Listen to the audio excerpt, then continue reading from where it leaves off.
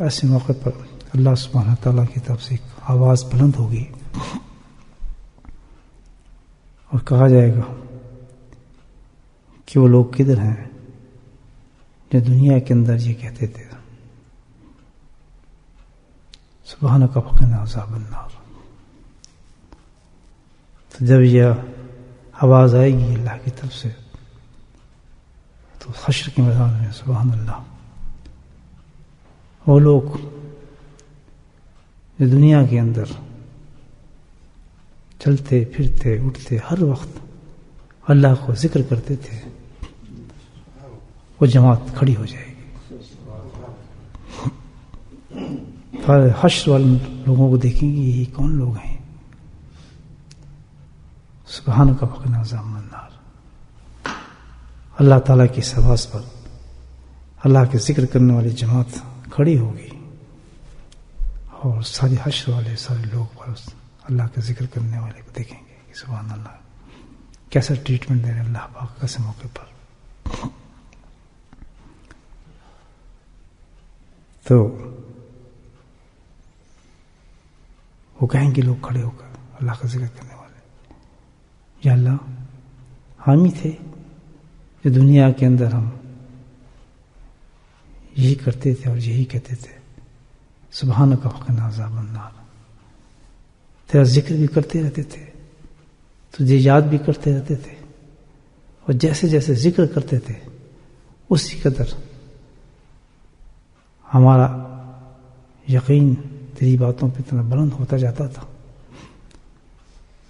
کہ ہم پھر تو سے ایک ہی چیز مانگتے تھے کہ اللہ تعالیٰ تم پہ فضل فرمانا اور جہنم کی آگ سے محفوظ فرما لینا.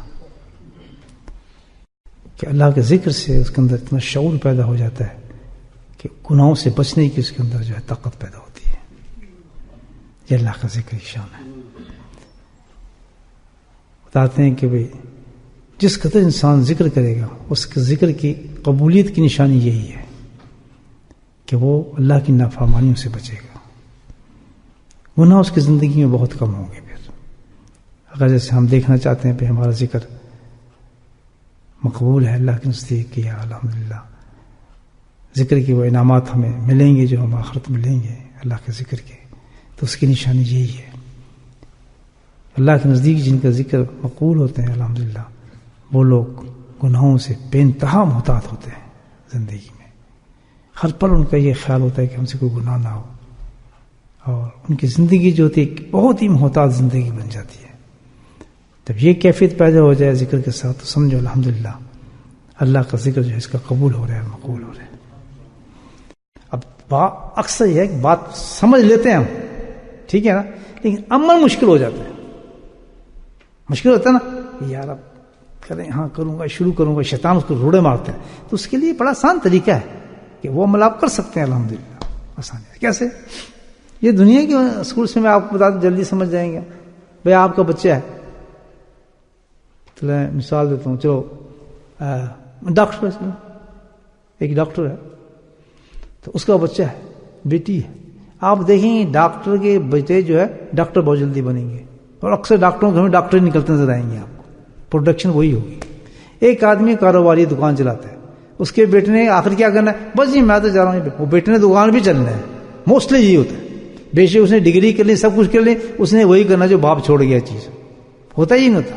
ہاں جی اچھا ایک نام کوئی اور کام کر رہا ہے تو باپ کا جو بیٹا ہے وہ اسی رنگ میں زیادہ جائے گا اس میں یہ چلے گا دکانداری کا مزہ آئے گا سب کچھ آئے گا صلاحیتیں اور بھی ہوں لیکن کیا ہے کہ اس میں باپ کا اس کی ایک چیز پتہ چلتی ہے بڑے آسان طریقے نسخہ ہے.